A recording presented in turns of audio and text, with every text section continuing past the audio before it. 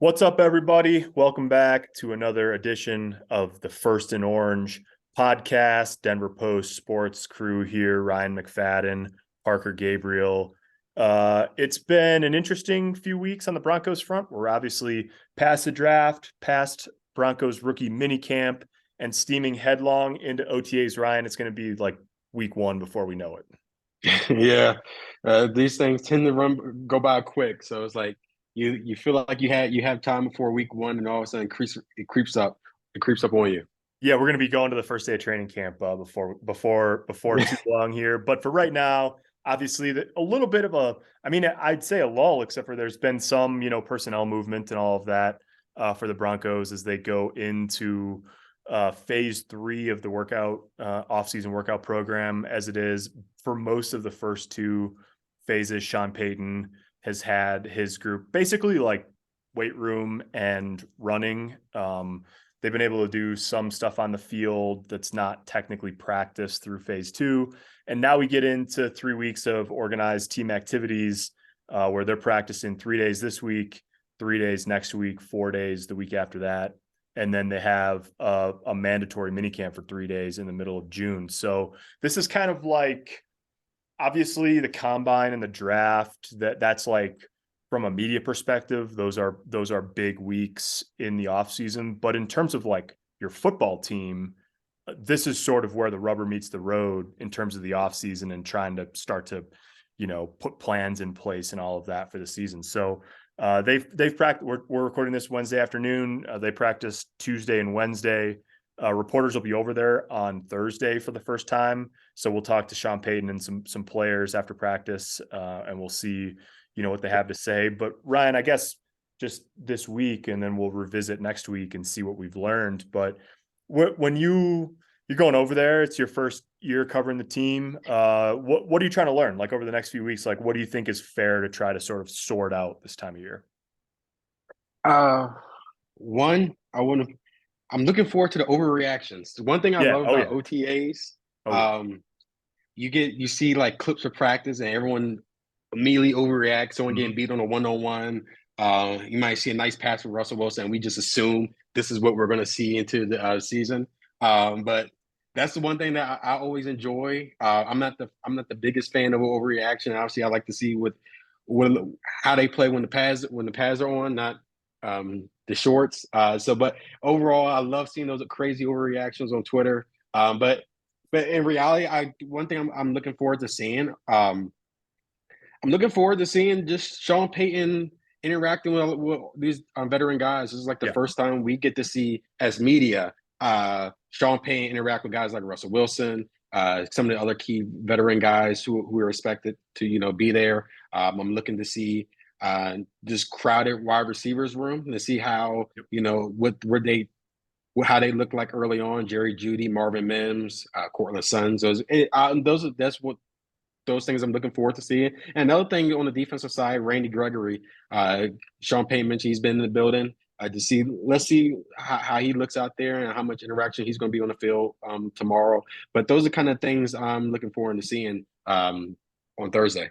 Yeah, it's funny because like last year, all of this obviously it was all about Russ, right? Like he had just got here. It was the first time. Like he had talked to reporters maybe a few times, but you've seen him on the field for the first time, and so that's what it all was. And it's sort of funny because we're obviously in this sort of like post Russ hype era already for the Broncos after it went so poorly last year.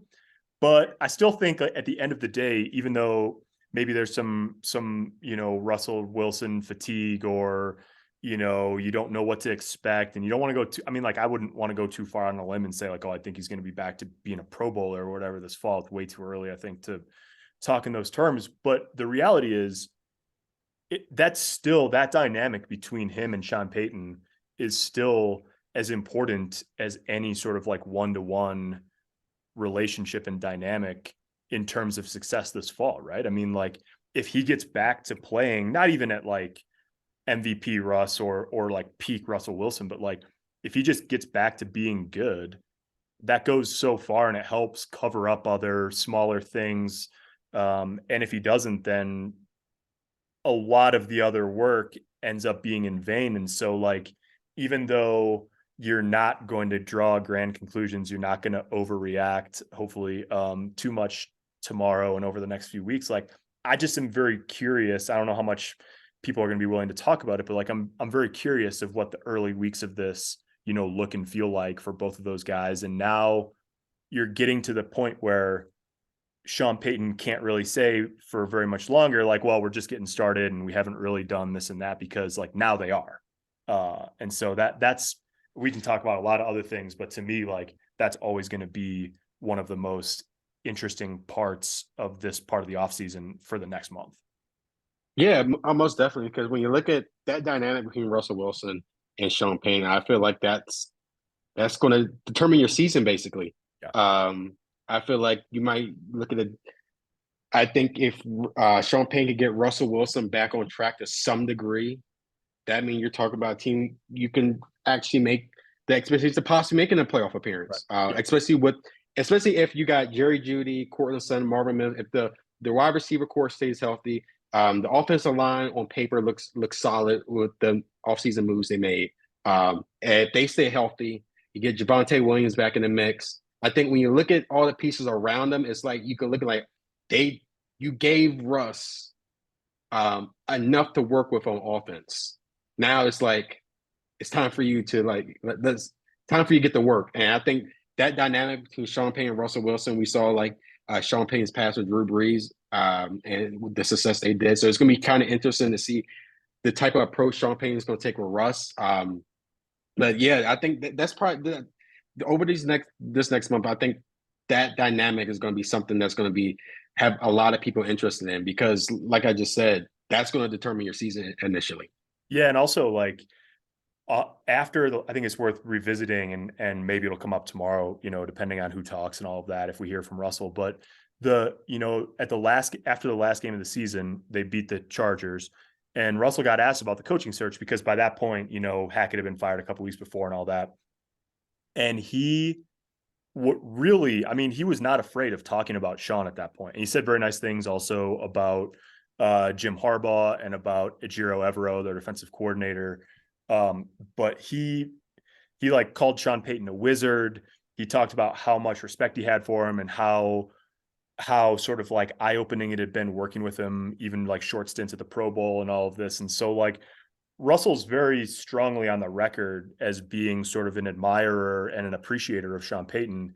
And now that they've been working together for a little while and starting this process of like not only trying to put Russell Wilson's career back on the track that it was on before last year, but also like trying to put a franchise back on a track toward winning.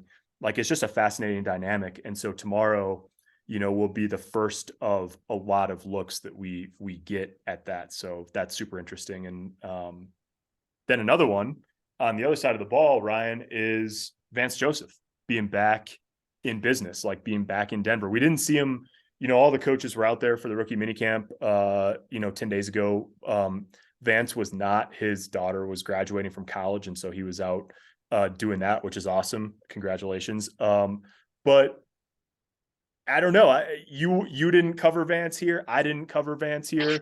But there are a lot of people, obviously, that remember the Vance Joseph era, and it wasn't a successful one. It was just the 2 years. But I think there's a lot of respect for who he is as a coach and what he brings as a defensive mind. And so it'll be sort of interesting to see him back out there with the Bronco on his chest, coaching Denver's defense.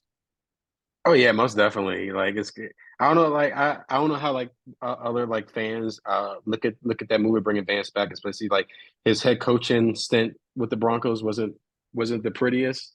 Now he's back. But yeah, I think that's another, like you said, I think that's another thing to look at, especially with some of the pieces they have on defense, because I think they have a lot of intriguing pieces on there, like Surtain, Justin Simmons, Alex Singleton. They just added Zach Allen. So and Vance Joseph is someone who's been a solid coordinator over the years. So it'll be interesting to see how kind of like bringing that back and having that familiarity with the franchise in the past. How would that help in terms of the adjustment period and getting the rest of the guys ready to go? Yeah. And I mean, it's interesting. The defensive coordinator thing played out a little bit strangely after Sean got hired because there'd been a lot of talk, before Sean Payton actually was hired as a Broncos coach, that like if he got a job, he was going to try to bring Vic Fangio with him. And I mean, obviously another former Broncos head coach, even more recent than Vance. And that didn't happen.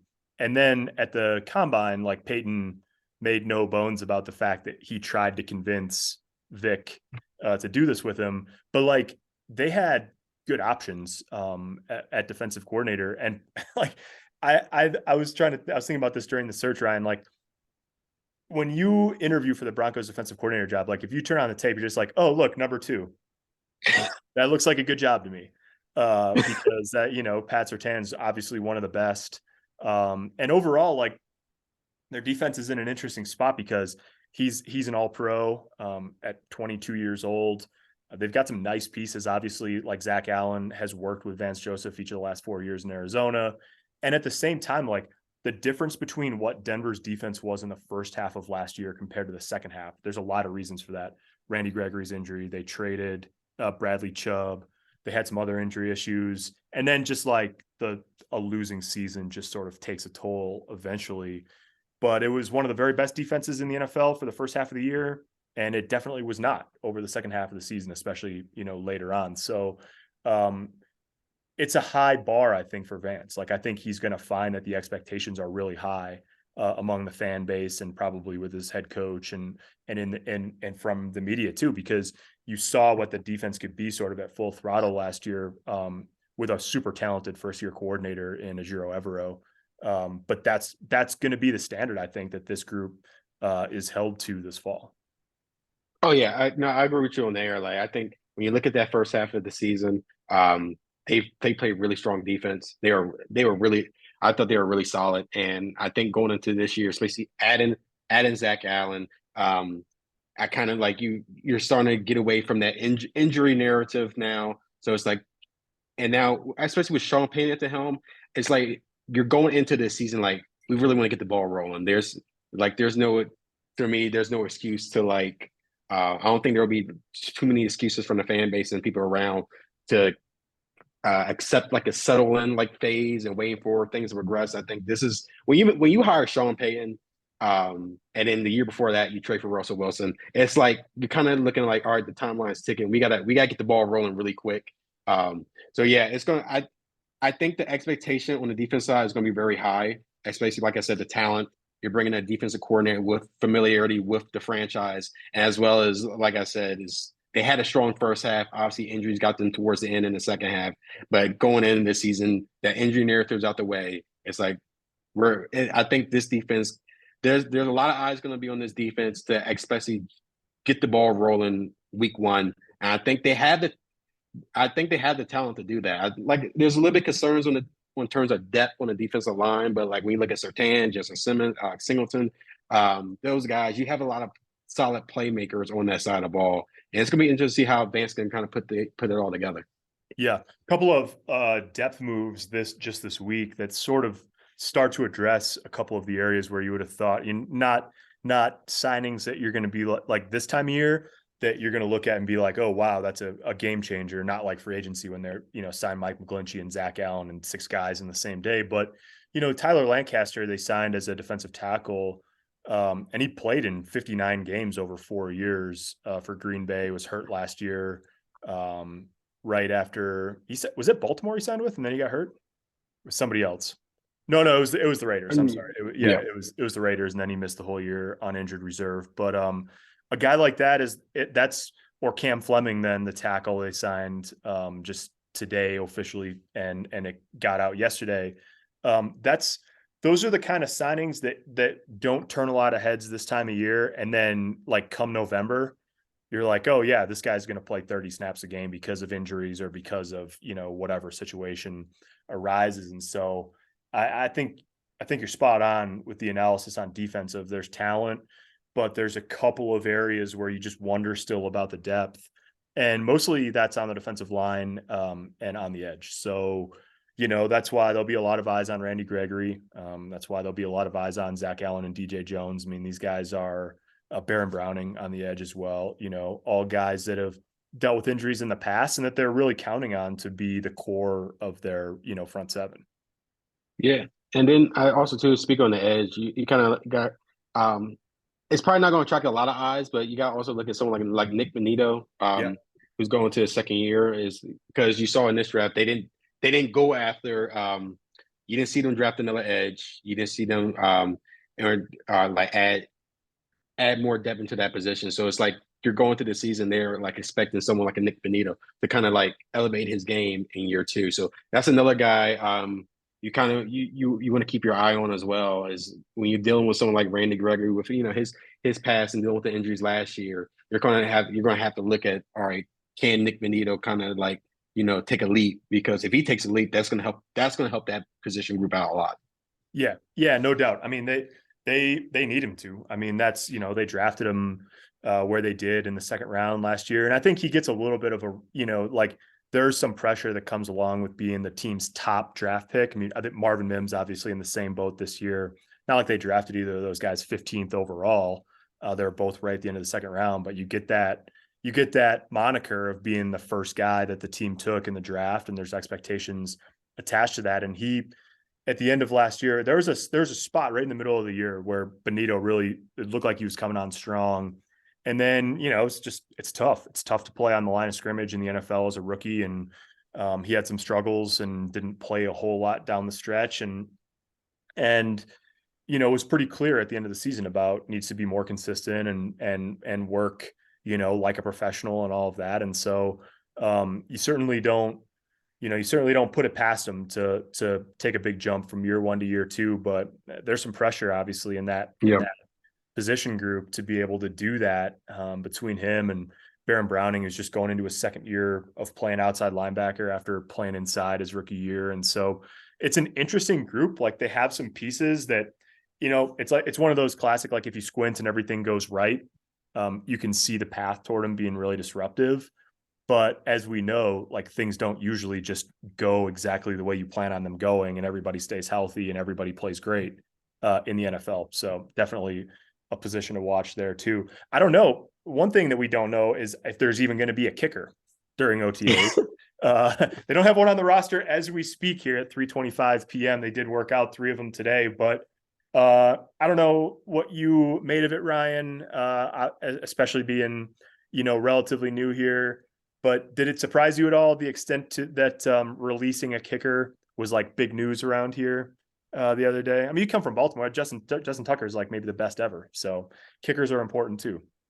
Oh yeah, trust me. If the Ravens release Justin Tucker, that's front page on that's front page. That's a front page story. So I'm used to the kickers demanding a lot of attention. But yeah, over like from the outside looking, like I was kind of shocked to see Brandon get released. That wasn't something you kind of woke up and expect to see. This is what's going to happen today.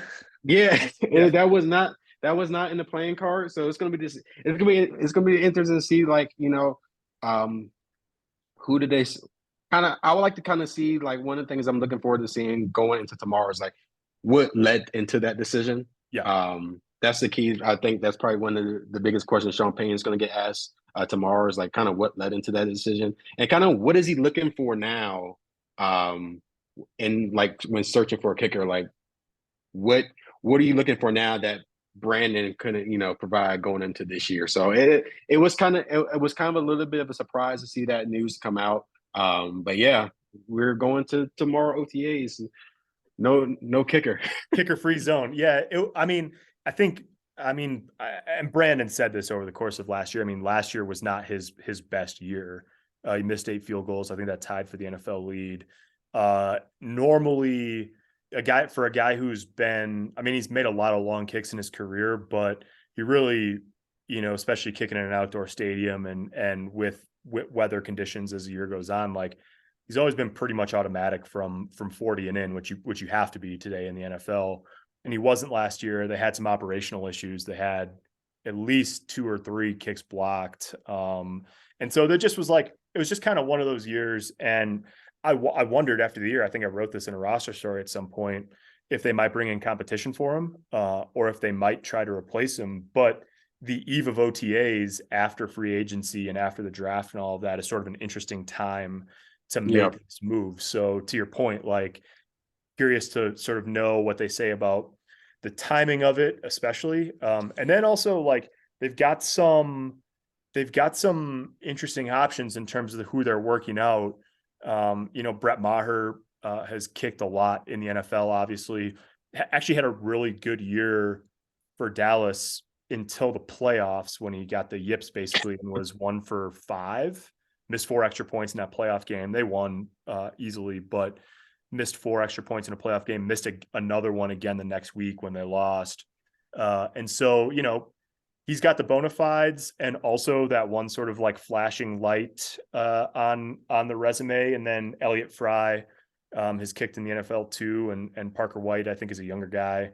But they've got, those are the first 3 in for workouts here on Wednesday. And then, maybe like one of those guys enough to sign, and maybe the competition, stays open longer than that. Yeah, and if they sign Brett, that continues that trend of Sean Payton bringing the Saints That's right. into to bringing that familiarity into Denver since he played the 2021 season with them. Yeah, that's right. And also, Nebraska guy too. So that's from Yeah. old, I had some Nebraska fans on Twitter saying from my old days of covering the Cornhuskers about, hey, they should just go get Brett Maher. If they go past those 3, Mason Crosby, like, this might have actually been before you were alive, Ryan, but like Mason Crosby kicked at the University of Colorado. But he's been in the NFL Wow. for so long that like it's hard to even remember that. That was like, I think that was like before I was in college. So that he's been in the NFL for, I think, 16 years. So yeah. What else? So we're obviously, we'll hear from Sean, we'll hear from a bunch of the players over. Anybody in particular you're curious to sort of hear from as this goes on? I mean, we haven't heard really from any of the key free agent signings so far, so that'll probably be part of the next few weeks. Like, what do you, just from a roster standpoint, like, who do you think will be interesting to hear from over the next month? I think obviously Russ is one big key one because it feels like it's like the hiring Payton it feels like Russ got his guy at head coach. So it's kind of what you want to kind of pick his brain and figure out, like, actually, like a lot of your key guys, just figure out what was their initial reaction to the hiring, because you really hasn't had much said about them. I probably like looking like one of the receivers like Jerry Jeudy, Cortland Sutton. There was so much talk around them going in throughout the offseason. Kind of you want to kind of figure out, like, how they took that, and also at the same time how they feel with the franchise, state, like, still believing in them by disregarding any trade talks. But like those 2 guys were talked about for months in terms of the Broncos, trading for them and teams reaching out. So you kind of want to see, like, how do they feel about it? Yep. So I think those are 2 guys I'm interested in seeing, as well as you look at, I'll probably say on defense, Randy Gregory as well. We get a chance to talk to him. Patrick Surtain. We were talking about this. We were talking about this a couple of days ago. This is, I believe, this is Patrick Surtain's 4th coach, if I'm not mistaken, 3rd or 4th coach since he's been in the league. Yeah, 3rd head coach in as many seasons. 3rd head coach. He had Vic his rookie year, and he had Hackett last year, and now he's got Sean Payton. So yeah. So it's like, we're at 3, and he's only 23 years old and entering his 3rd season in the league. So it's like you kind of want to figure out, like, hey, like, what has that been like, and how he is, despite the coaching carousel, he's still been able to perform at a high level. He's one of the top corners in the league. So trying to hear from him as well. So those are like some of the top guys you want to hear about. Just trying to get a sense of, like, what are their thoughts on Sean Payton. You kind of want to figure out, talk to some of the other, and see how Sean Payton is operating things compared to the past couple of years. Because from outside looking in, it's like Sean Payton has got these guys locked in, and it's like nothing matters right now except football. So you kind of want to see. Yeah, so you kind of want to see is, like, all right, what does it look like on the inside? I know they probably won't tell us a lot, but like just to kind of see, like, how much has changed. But yeah, just hearing from especially Jerry Jeudy and like Yeah. Cortland Sutton, I think one of those two guys I'm looking forward to hearing over the course of the 3 weeks. One thing about Surtain, like he's played for the three head coaches, but he's had Christian Parker as his defensive backs coach the entire time. And I talked with Justin Simmons this weekend a little bit about this at his at the March for Peace on Saturday morning, which is a cool event that he is really involved with. But the thing about Christian Parker, the defensive backs coach, is this is his third year with the Broncos, and he was with the Packers for 3 years before that. And the guy's 31 years old.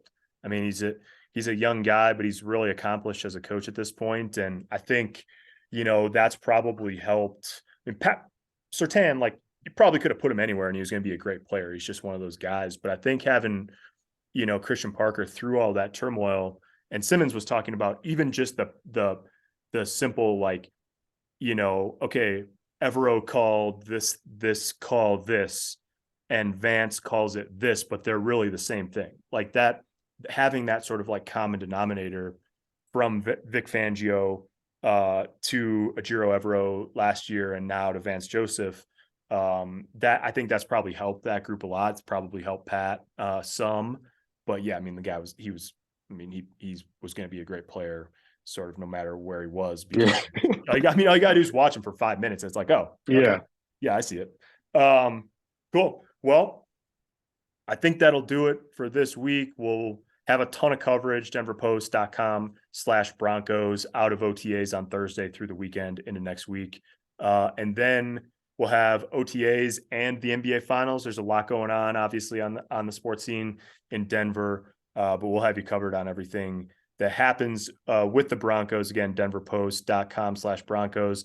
First and Orange podcast. That's Ryan. I'm Parker. Thanks for listening. We'll talk to you next week.